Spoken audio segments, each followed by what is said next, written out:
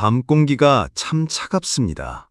방금 전까지 저는 세상에서 가장 환하게 웃어야 할 자리에 있었습니다.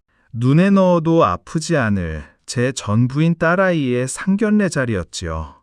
고급스러운 음식 냄새, 예의를 갖춘 웃음소리, 그리고 찻잔이 부딪히는 경쾌한 소리들. 그런데 저는 그 자리를 도망치듯 박차고 나와버렸습니다. 등 뒤로 당황한 아내의 부름과 딸아이의 흔들리는 눈빛이 느껴졌지만 차마 발걸음을 멈출 수가 없었지요. 화가 났느냐고요? 네, 화가 났습니다. 하지만 그 분노의 끝에 매달려 있는 건 사돈댁을 향한 미움이 아니라 제 스스로의 가슴을 쥐어뜯는 시린 슬픔이었습니다.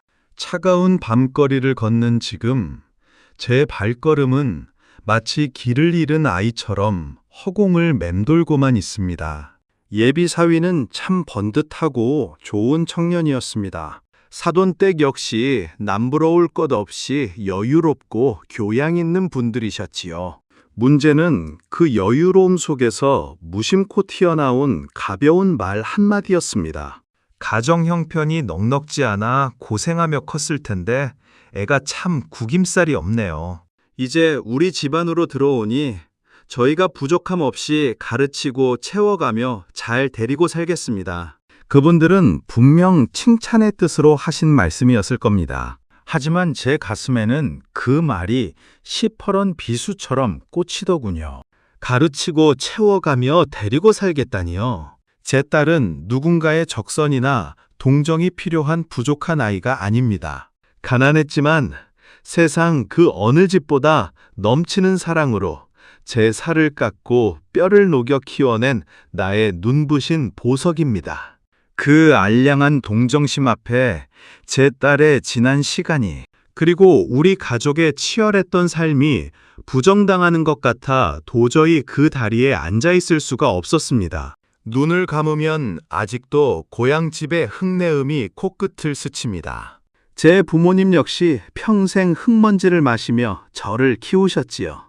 굽은 등으로 밭을 매시던 어머니, 굳은 살배인 손으로 제 머리를 쓰다듬어 주시던 아버지. 저는 그 투박하지만 깊은 사랑을 먹고 자랐습니다. 그리고 그 사랑을 고스란히 제 딸에게 물려주었지요. 딸아이가 처음 태어나던 날 세상을 다 얻은 것 같았던 그 벅찬 환희를 어찌 잊겠습니까? 번듯한 메이커 옷 한 벌 못 사 입히고 남들 다 가는 해외여행 한 번 못 데려갔을지언정 아이가 걷다 넘어지면 가장 먼저 달려가 안아주었고 밤새 열이 끓을 때면 뜬 눈으로 밤을 새우며 기도했습니다. 가난이 부끄러움이 되지 않도록 정직하게 땀 흘리는 법을 온몸으로 가르쳤습니다. 제 부모님이 제게 그러하셨던 말입니다. 돌아갈 수 없는 그 시절, 낡은 단칸방에서도 서로 부둥켜 안고 웃었던 그 따스했던 기억들이 오늘따라 사무치게 그립습니다. 얼마쯤 걸었을까요? 헐떡이던 숨이 잦아들 무렵 익숙하고 따뜻한 온기가 제 곁으로 다가왔습니다. 아내였습니다. 왜 그랬냐고, 무슨 망신이냐고 다그칠 법도 한데 이 바보 같은 사람은 그저 말없이 제 팔짱을 껴안습니다. 슬쩍 내려다본 아내의 손은 세월의 풍파에 이리저리 긁히고 마디가 굵어져 있었습니다. IMF 때 직장을 잃고 방황하던 저를 일으켜 세운 것도 좁은 주방에서 손에 물 마를 날 없이 가족을 걷어먹인 것도 바로 이 손이었지요. 우리는 그렇게 거친 세월의 파도를 함께 넘어왔습니다. 눈빛만 보아도 서로의 속내를 아는 사람. 세상이 다 나를 향해 손가락질을 해도 등 뒤에 서서 나를 믿어줄 단 한 사람. 미안하고 또 고마운 마음에 저는 그저 아내의 거친 손을 꾹 쥐어보는 것으로 제 모든 변명을 대신합니다. 부부라는 것 참 묘하고 눈물겨운 인연입니다. 벤치에 앉아 밤하늘을 올려다보니 문득 견딜 수 없는 고독이 밀려옵니다. 50을 넘기고 60을 바라보는 나이. 평생을 가족이라는 이름의 무거운 짐을 기꺼이 짊어지고 쉼없이 달려왔습니다. 그런데 이제 딸아이가 떠나고 나면 빈 둥지에 남겨질 저는 도대체 무엇으로 살아가야 할까요? 거울 속에 비친 제 모습은 어느새 주름지고 어깨가 굽은 늙은 아버지가 되어 있습니다. 세상의 중심인 줄 알았는데 어느덧 무대 뒤편으로 조용히 물러나야 하는 시간. 중년의 고독이란 막을 수 없는 계절의 변화처럼 이토록 시리게 찾아오는 모양입니다. 하지만 피할 수 없다면 차라리 이 낯선 고독을 따뜻한 차 한 잔 내어주며 반갑게 맞이해야겠죠. 이것 또한 치열하게 살아온 제게 주어지는 조용한 훈장일 테니까요. 적적한 마음에 오랜 친구 녀석을 불러냈습니다. 다짜고짜 날 상견례 자리를 업고 나왔다는 제 말에 녀석은 눈을 동그랗게 뜨더니 이내 허공을 향해 껄껄 웃음을 터뜨립니다. 이 못난 놈아.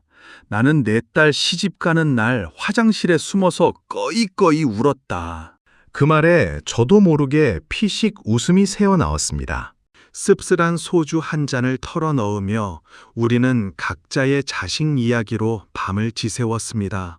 겉으로는 태산같이 든든한 아버지인 척하지만 속으로는 자식 걱정에 매일 밤 가슴을 졸이는 똑같은 아비들. 이렇듯 주름진 얼굴을 마주하고 함께 웃어줄 수 있는 오랜 친구가 있다는 것만으로도 차갑게 얼어붙었던 가슴 한구석이 훈훈하게 녹아내립니다. 나이가 들수록 곁을 지켜주는 우정은 낡은 스웨터처럼 투박해도 참으로 따스합니다. 집으로 돌아가는 길, 주머니 속에서 작은 진동이 느껴졌습니다. 딸아이였습니다. 아빠, 나 다 이해해. 그리고 그 자리에서 아무 말 못한 거 미안해. 아빠가 나를 얼마나 귀하게 키웠는지 아는데 나는 세상에서 우리 아빠 딸인 게 제일 자랑스러워. 날씨 춥다. 엄마랑 얼른 들어가. 짧은 문자 한 통에 겹겹이 쌓여있던 억울함과 분노가 봄눈 녹듯 허물어져 내립니다. 참았던 눈물이 왈칵 쏟아지더군요. 부모와 자식 간의 정이란 참으로 기적 같습니다. 천마디의 위로보다 자식의 사랑한다, 자랑스럽다는 말 한마디가 아비의 찢어진 가슴을 이렇게 감쪽같이 꿰매어 주니 말입니다. 내 딸은 내가 생각했던 것보다 훨씬 훌쩍 자라 있었습니다. 더 이상 내 품에서 보호해야 할 어린 새가 아니라 스스로 날개를 펼치고 하늘을 날 준비가 된 어엿한 어른이었던 겁니다. 거울 앞에 서서 찬물을 세수를 합니다. 이마에 깊게 파인 주름, 희끗희끗한 서리가 내려앉은 머리카락, 비 오는 날이면 쑤셔오는 무릎과 예전 같지 않은 침침한 눈, 부정할 수 없는 노화의 흔적들이 거울 속에 선명합니다. 젊음이 영원할 줄 알았는데 세월은 참으로 무심하고 빠릅니다. 하지만 늙어간다는 건 결코 시들고 추해지는 것이 아님을 이제는 압니다. 풋사과가 가을 햇살을 받아 붉고 단단한 사과로 익어가듯 제 삶도 그렇게 깊게 연그러가는 과정이겠지요. 이제는 자식 걱정일랑 조금 내려놓고 삐걱거리는 제 몸뚱이를 돌보며 남은 날들을 준비해야겠습니다. 훗날 아이들에게 짐이 되지 않는 것, 그리고 그저 멀리서 아이들이 살아가는 모습을 미소 지으며 지켜봐 줄 수 있는 건강을 지키는 것.